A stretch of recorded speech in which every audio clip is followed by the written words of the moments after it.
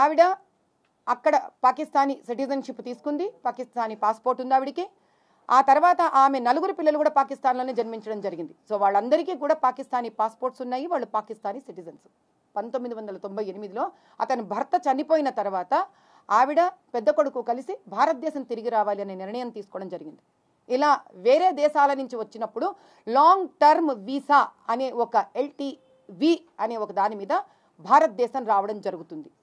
ఇలాంటి వాళ్ళు ఒక్కొక్కసారి మెడికల్ టూరిజం పేరు మీద కానీ ఇక్కడే ఉండిపోవాలనేది కానీ రకరకాల కారణాలతో కానీ ఇక్కడికి రావడం జరుగుతుంది.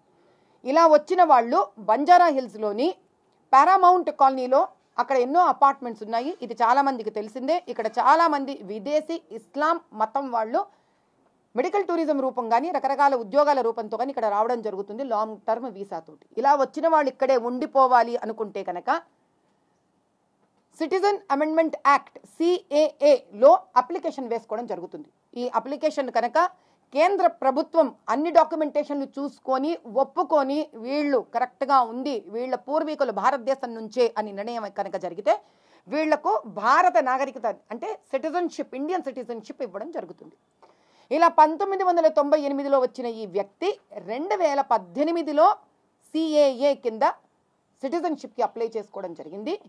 ఆ అప్లై చేసినప్పుడు ఇతని డాక్యుమెంటేషన్ చెక్ చేసి బీజేపీ సర్కార్ మీద అయితే కాంగ్రెస్ కానీ కాంగ్రెస్ లాంటి ఇతర అపోజిషన్ గవర్నమెంట్లు MIM లాంటి వాళ్ళు ఏ బురదైతే జలుతుంటారో మాటిమాటికి వీళ్ళు ఇక్కడ ఉండే వాళ్లకు ఎవరు తరిమేస్తారు, ఇక్కడ ముస్లింలను తరిమేస్తారు అని దానికి అతీతంగా కేవలం తల్లి భారతీయ ముస్లిం అయినందుకు ఆమె పిల్లలు ఆమె 1998లో భారతదేశానికి వచ్చినప్పుడు పాకిస్తాన్ సిటిజన్స్ అయినా కూడా ఆమె పెద్ద కొడుకు ఫహాద్ అఖిల్ గోండల్కి భారతీయ నాగరికతను ఇవ్వడం జరిగింది.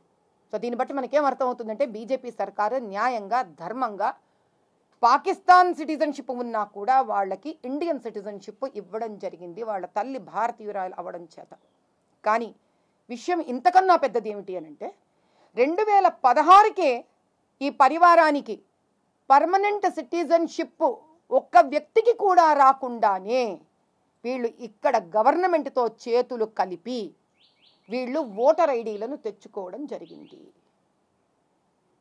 ఇలా బీఆర్ఎస్ గవర్నమెంట్ ఉన్నప్పుడు, ఇలా కాంగ్రెస్ గవర్నమెంట్ కూడా నడుస్తున్నప్పుడు ఎంతో మంది మనం రోహింగ్యాల వరకే మనకు ఆలోచన ఉంది. ఇది కేవలం ఒక రోహింగ్యాలు మాత్రమే కాదు, ఇలా రోహింగ్యాలు అయి ఉండొచ్చు, ఈ విధంగా పాకిస్తానీ వాళ్ళు అయి ఉండొచ్చు, బంగ్లాదేశ్ రోహింగ్యాలు పాకిస్తానీలు కాకుండా ఆఫ్ఘనిస్తాన్లు ఎక్కడెక్కడ నుంచో ఇలా ఆ దేశ నాగరికులు కనుక ఇక్కడికి వస్తే లాంగ్ టర్మ్ వీసా మీద ఇక్కడ అన్యాయంగా అధర్మంగా డబ్బులు తీసుకొని వీళ్ళందరికీ ఓటర్ ఐడీలను సప్లై చేయడం జరుగుతోంది. ఇలా ఎన్ని బోగస్ ఓట్స్ మన దేశంలో ఉన్నాయి. ఇది కేవలం ఒక బోగస్ ఓటుకు సంబంధించిందే కాదు. ఇలా ఒక ఓటర్ ఐడీలు చేసుకొని తర్వాత రేషన్ కార్డులను తయారు చేసుకొని ఈ వ్యక్తులు ఇక్కడ ఉండిపోవడం చేత ఈ దేశానికి ఎంత నష్టం జరుగుతోంది. మనకి సెక్యూరిటీ సంరక్షణ ఎక్కడ ఉంది, రక్షణ ఎక్కడ ఉంది? ఏమంటే ఎప్పుడు మాట్లాడినా కూడా కేంద్ర ప్రభుత్వం అంటారు. ఇక్కడ పోలీసు రిపోర్ట్ చేస్తేనే కేంద్ర ప్రభుత్వం ఇక్కడికి వచ్చి యాక్షన్ తీసుకోగలుగుతుంది. ఎంతమందికి తెలుసు మీలో ఈ మాట? ఇప్పుడు నేను చెప్తున్నాను, నేను నిన్న రాత్రి ఆ అమ్మాయి కీర్తి అనే పిల్ల లవ్ జిహాదులో ఈ వ్యక్తితో ఇరుక్కున్నా ధైర్యం చేసి బయటికి వచ్చి ఇతను ఒక పాకిస్తానీ, ఇతను దొంగ ఓటర్ ఐడి పెట్టుకున్నాడు, పరివారం అంతా దొంగ ఓటర్ ఐడీలు పెట్టుకుంది అని ధైర్యంగా ఒక ఆడకూతురు బయటికి వచ్చి కీర్తి మాట్లాడిన తర్వాత కూడా బంజారా హిల్స్ CI అరెస్ట్ చేసి రిలీజ్ చేసేసాడు ఆ వ్యక్తిని. అదే పెద్దమ్మ తల్లి గుడికి అయితే వందల వేల మంది బంజారా హిల్స్ బస్తీ ప్రజల్ని మీరు అరెస్ట్ చేస్తారా? నా బోటి బీజేపీ కార్యకర్తలు కష్టపడి దానికోసం పోరాడుతుంటే మమ్మల్ని హౌస్ అరెస్టులు చేస్తారా? రోడ్ల మించి నిర్దాక్షిణ్యంగా మేము ధర్నాలు చేస్తుంటే లిఫ్ట్ చేసి మమ్మల్ని వ్యాన్లలో పడేస్తారా? బొట్టు పెట్టుకుంటే తప్ప ఔరంగజేబ్ కాలం నడుస్తుందా ఇక్కడ? మనమేమైనా ఓమన మస్కట్లలో ఉన్నామా? బొట్టు పెట్టుకుంటే మీరు మమ్మల్ని అరెస్ట్ చేస్తారా? అదే ఒక అమ్మాయి బయటికి వచ్చి లవ్ జిహాదులో ఇరుక్కోపోయి వీడు పాకిస్తానీ, వీడి దగ్గర దొంగ డాక్యుమెంటేషన్లు ఉన్నాయి, పరివారం ఇంకా వీళ్ళకి సిటిజన్స్ కాదు, వీళ్ళు పాకిస్తానీ అని కూడా చెప్పకుండా గోండల్ అనే పేరు కూడా తీసేసి ఆధార్ కార్డులు తయారు చేసుకున్నారు వీళ్ళు. ఎందుకు? వీళ్ళు పాకిస్తానీలను తెలుస్తారని. కానీ బంజారా హిల్స్ సిఐ అతని రిలీజ్ చేసేసాడు నిన్న. హిందూ వాహిని వాళ్ళు రాత్రంతా కూర్చొని పోరాడి లంగర్ హౌస్లో మళ్ళీ అరెస్ట్ చేయించుకున్నారు. అంటే ఎందుకయ్యా మేము పోరాడాలి? ఒక పోలీసులు న్యాయబద్ధంగా పనిచేయడానికి మేము పోరాడాలా? ఒక వ్యవస్థ మాకు న్యాయం ఇవ్వడానికి మేము పోరాడాలా? ఒక పాకిస్తాన్ని రిలీజ్ చేయడానికి వీళ్ళకి ఇంత స్వేచ్ఛ ఉందా? అదే బొట్టు పెట్టుకున్న ఒక బంజారాల్స్ బస్తీ వాళ్ళని మాత్రం వీళ్ళు అరెస్ట్ చేసేస్తారా? ఎవరు డబ్బులు తిని పోలీసులు పనిచేస్తున్నారు? ఎవరు డబ్బులు తిని సర్కారులు పనిచేస్తున్నారు? ఎవరు ఓట్లతోటి సర్కారు తయారవుతుంది? అందుకే వీళ్ళకి మా ఓట్ల మీద వాల్యూ లేదు. ఎందుకని?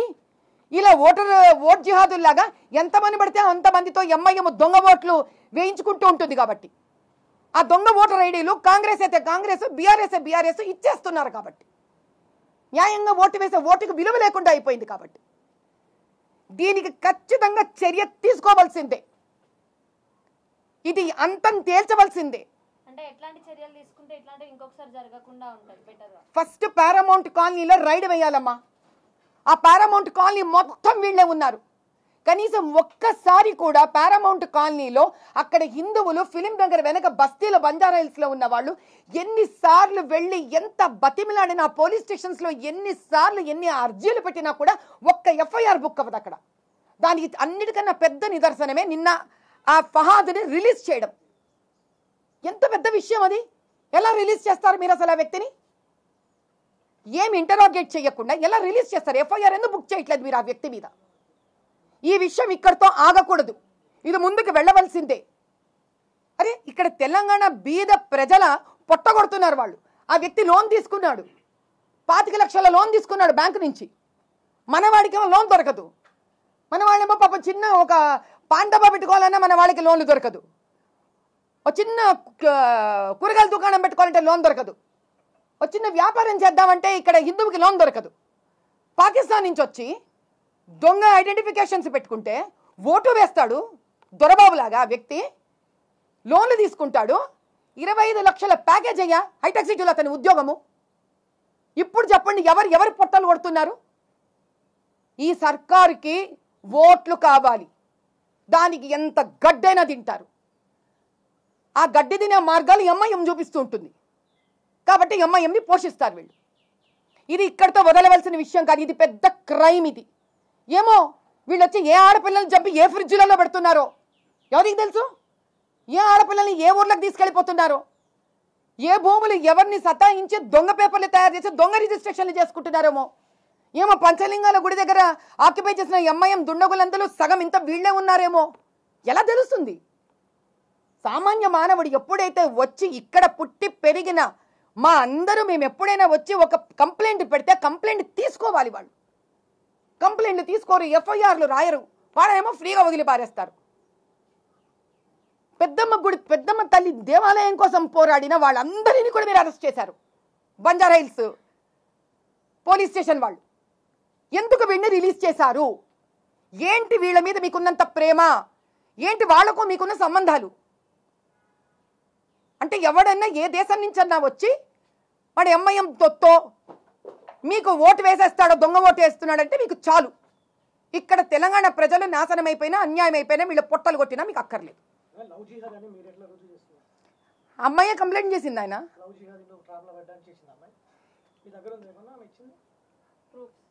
ఆ అమ్మాయే బయటకు వచ్చింది. దాని వీడియో నిన్న రాత్రి 12:30కు వచ్చింది. నేను లవ్ జిహాదులో ఇరుక్కున్నానని కీర్తి స్వయంగా మాట్లాడింది. 2016లో పెళ్ళయింది ఆ అమ్మాయికి. గవర్నమెంట్కే దిక్కు లేదు తెలుసుకోవడానికి ఈ రోజు వరకు పాకిస్తానీ అని. నీకు ఎట్లా తెలుస్తుంది? ఆ పాకిస్తానీ అని ఎట్లా తెలుస్తుంది? బలి చెప్తున్నావు నువ్వు. నిజంగా నీకు బొట్లు పెట్టుకొని అసలు హిందూ అని చెప్పి పెళ్లి చేసుకుంటున్నారు. ఎప్పుడుకో కానీ తెలీదు. కనీసం అమ్మాయికి ముస్లిం అని తెలుసుకుంది. ముస్లిం అని తెలుసు, పాకిస్తానీ ఎలా తెలుస్తుంది? ఆధార్ కార్డు మీద గోండల్ అనే సర్నేమ్ని తీసేసి ఆధార్ కార్డు తయారు చేయించుకున్నాడు. అదే చూపిస్తాడు కదా. నీకు అంత దూరం ఎలా వెళుతుంది తలకాయ? సెంట్రల్ ఇంటెలిజెన్స్కి ఫస్ట్ మీరు అందరూ తెలుసుకోవాల్సిన ఒక విషయం ఉంది నాన్న. స్టేట్ ఇంటెలిజెన్స్ కోఆపరేట్ చేయవలసినదే. ప్రతి దానికి ఒక లిమిటేషన్ ఉంటుంది. మీకు సెంట్రల్ ఇంటెలిజెన్స్ కనుక దీంట్లోకి వెళ్ళి ఈ పని చెయ్యాలి అని అంటే మీరు ఎవరో ఒకళ్ళు ఓపెన్గా వచ్చి సెంట్రల్ ఇంటెలిజెన్స్కి లెటర్ రాయాలి, ఆ కేసు బుక్ అవ్వాలి. ఆ బుక్ చేసిన కేసు సెంట్రల్ ఇంటెలిజెన్స్కి డైరెక్ట్గా సెంట్రల్ ఇంటెలిజెన్స్ బుక్ చేయాలి. లేకపోతే ప్రాసెస్ ఏంటంటే సెంట్రల్ ఇంటెలిజెన్స్కి ఒకవేళ అనుమానం వస్తే వాళ్ళు ఆ దానిని స్టేట్ ఇంటెలిజెన్స్కి అప్పచెప్తారు. ఇది డెమోక్రసీ. ఇక్కడ ఒక రాజ్యాంగం ఉంటుంది, దీనికి ఒక ప్రాసెస్ ఉంటుంది. ఈ ప్రాసెస్ ప్రకారము సెంట్రల్ ఇంటెలిజెన్స్ స్టేట్ ఇంటెలిజెన్స్కి మాకు ఈ రిపోర్ట్ వచ్చింది, దయచేసి దీని మీద మాకు అప్డేట్స్ ఇవ్వండి అని ఇస్తారు ఇక్కడ. So state intelligence has to cooperate with central intelligence. Pakistan నుంచి వచ్చే సిటిజన్స్ కి సంబంధించి వివరాలు సెంట్రల్ డిపార్ట్మెంట్ దగ్గర ఉండవా? సెంట్రల్ డిపార్ట్మెంట్ దగ్గర ఉంటుంది. మరి ఉన్నప్పుడు ఇతను వచ్చి ఇన్ని సంవత్సరాలైనా సెంట్రల్ డిపార్ట్మెంట్ ఎందుకు ఎంక్వైరీ చేయలేదు? సెంట్రల్ డిపార్ట్మెంట్ ఎంక్వైరీ చేయడానికి ఇది ఇంకా ఏం టెర్రరిస్ట్ కాదు, ఇంకా మీకు అర్థం కావట్లేదు. ఈ వ్యక్తి సిటిజన్షిప్ అమెండ్మెంట్ యాక్ట్ కింద సెంట్రల్ డిపార్ట్మెంట్కి అప్లై చేశాడు. సెంట్రల్ డిపార్ట్మెంట్ పేపర్స్ ప్రాసెస్ చేస్తూ ఉంది. నేను ఆ అమ్మాయి కంప్లైంట్ ఇచ్చింది, నాకు చెప్పకుండా నాకు పాకిస్తానీ ఐడెంటిటీ క్లోజ్ చేసుకొని నాకు ఇక్కడ లోకల్ వ్యక్తి అని చెప్పి నన్ను ప్రేమించి నన్ను ఇరికించాడు అని. అంటే తీసుకోకపోతే లవ్ జిహాద్ అవుతుందా? లవ్ జిహాద్ డెఫినేషన్ మీరు చెప్పండి నాకు. లవ్ జిహాద్ అంటే ఏంటి? నీవు ఎవరు, నీ ఐడెంటిటీ ఏంటి, నువ్వు ఎక్కడి వ్యక్తివి అని నీ గురించి మొత్తం డీటెయిల్స్ ఇవ్వకుండా ఒక ఆడపిల్లని నువ్వు హాఫ్ ఇన్ఫర్మేషన్ ఇచ్చి ట్రాప్ చెయ్యడం. అంటే నువ్వు నేను పాకిస్తానీ ముస్లింని అని చెప్తే పిల్ల ప్రేమిస్తుందా ప్రేమించదు? మేడం ఇంకొకటి, ఇక్కడ వేరే మహిళతో సన్నిహితంగా ఉన్నప్పుడు మాత్రమే ఈమె బయటకు వచ్చి లవ్ జిహాద్ అనేటటువంటి అంశం తెరపై తీసుకొచ్చి అసలు ముందు ఎందుకు చెప్పలేదు ఈ అంశాన్ని? వేరే మహిళతో ఉన్నాడు అనేటటువంటి కోపంతో ఈ మహిళ ఇప్పుడు లవ్ జిహాద్ అనే ట్రాప్ లో చిక్కుకున్నాను. 9 ఏళ్ళు అవుతుంది కదా, ఇన్ని సంవత్సరాల నుంచి తెలియకుండా ఇప్పుడు సడన్ గా ఇంకొక అమ్మాయితో సన్నిహితంగా ఉన్నప్పుడే ఎలా తెలిసింది అనుకోవచ్చు? అంటే ముందే తెలిసి కూడా ఆమె చెప్పకుండా ఉండొచ్చు కదా నా భర్తనే అని ఆలోచించి. ఇలా 2 విషయాలు ఉన్నాయి తల్లి. ఒక వ్యక్తి గురించి మనకు పరిచయమైన వెంటనే అన్నీ తెలిసిపోతే భూమి మీద మోసాలు అనేవే జరగవు. మోసం అంటేనే నువ్వు నమ్మడం అని అర్థం. నువ్వు నమ్మకంలో ఉన్నంత వరకు అక్కడ ఏం మోసం జరుగుతుందో నీ కంటి ముందున్నా కనిపించదు. First point. Second point, Fahid Akhil. ఏం చెప్తావు ఫహీద్ అఖిల్ పాకిస్తానీ వాడని ఎట్లా చెప్పగలవు?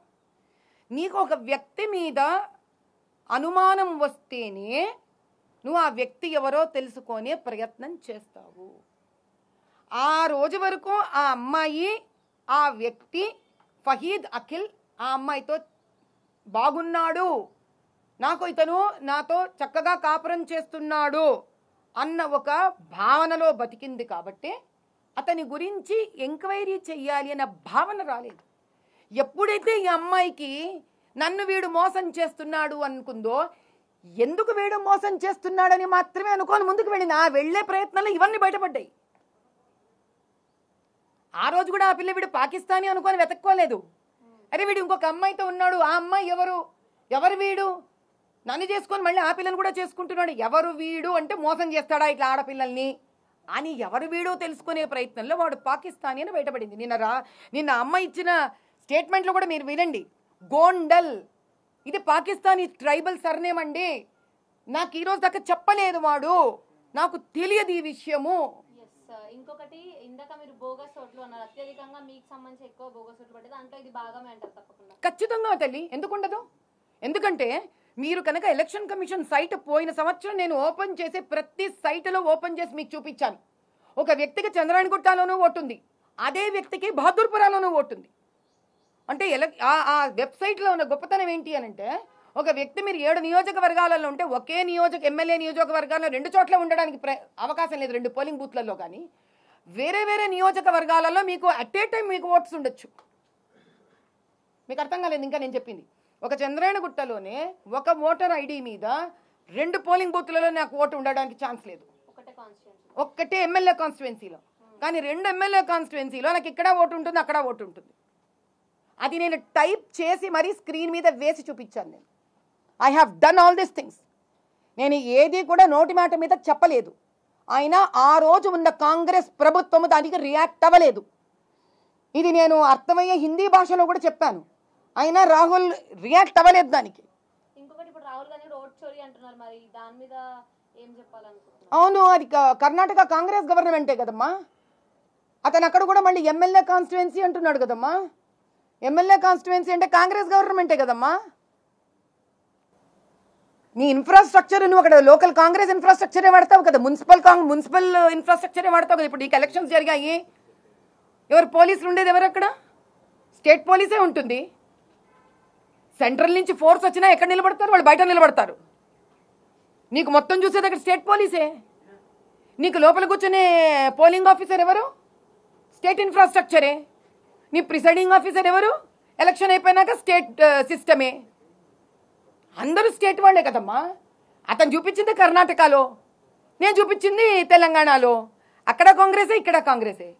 చోర్లు ఎవరు? చోరీ చేస్తున్నది ఎవరు? వాళ్లే చోర్లు, వాళ్లే చోరీలు చేస్తున్నారు. అది కూడా అర్థం కానంత మానసిక స్థితిలో ఉన్నాడు రాహుల్ గారు. దీనికి చాలా ముఖ్యమైన విషయం ఏంటి అంటే, ఈ ఓట్ జిహాద్, ఈ దొంగ ఓట్లు అనేది కాంగ్రెస్ ప్రభుత్వం ఎక్కడెక్కడ ఉందో అక్కడక్కడ జరుగుతోంది. వీళ్లకు దేశమన్నా, దేశ సంరక్షణ అన్నా వీళ్లకు విలువ లేదు. వీళ్లకు దేశం ఎట్టుపోతే నాకెందుకు, నా డబ్బులు నేను చేసుకోవాలి, దేవాలయాలను కూలగొట్టాలి, స్త్రీ సంరక్షణ లేకపోయినా నాకు అనవసరం, నేను కావాలంటే 4 తన్ని కొట్టి వీళ్ళని జైళ్లలో వేసేస్తాం మేము. ఇలాంటి అసహ్యమైన భయంకరమైన రజాకర్ ప్రవృత్తితోటి కాంగ్రెస్ పరిపాలిస్తూ ఉంది. ఇది ప్రజలు తెలుసుకొని మేల్కోవలసిన విషయం. మా బోటి వాళ్ళం బయటికి నిజాలు తీసుకొస్తాం, కానీ ఇది ఒక ఉద్యమం కింద ముందుకు వెళ్ళాలి. ఇక్కడతో ఈ బంజారా హిల్స్లో పారామౌంట్ కాలనీ సంగతి ఏంటో తేలిపోవాల్సిందే. కనీసం ఒక్క చోటన ఇది బయటికి వస్తే, ఎంత దుర్మార్గంగా ఎన్ని దొంగ ఓటర్ ఐడీలు బయటకు వస్తే అప్పుడు నిజమైన ధర్మం జరుగుతుంది, అసలైన ఓటర్కి న్యాయం జరుగుతుంది. ఆ ఓటర్ హిందువా ముస్లిమా సంబంధించి కాదు. ఆ ఓటరు ఎస్సీనా, ఎస్టీనా, ఓసీనా, బీసీలా, ఓబీసీలా కాదు. న్యాయమైన ధర్మబద్ధమైన భారతీయ ఓటర్కి న్యాయం జరగాలి అంటే దొంగ ఓట్లని ఇప్పటికైనా మనం పట్టుకోవాలి. ఎందుకంటే దొంగ ఓట్లకు దిగజారిన వాళ్ళందరూ హత్యలకు దిగజారుతారు, మోసాలకు దిగజారుతారు, కబ్జాలకు దిగజారుతారు, ఆడపిల్లలు ఎత్తుకుపోవడానికి దిగజారుతారు, ఏదైనా రవాణాలు చేయడానికి దిగజారుతారు, డ్రగ్ పెడలింగ్స్కి దిగజారుతారు. పారామౌంట్ కాలనీ మొత్తం డ్రగ్ పెడలర్సే ఉన్నారు. ఎవరి పిల్లలు నాశనం అవుతున్నారు ఇక్కడ. ఇది చాలా పెద్ద విషయం. ఇది ఇక్కడితో ఆగడానికి వీల్లేదు.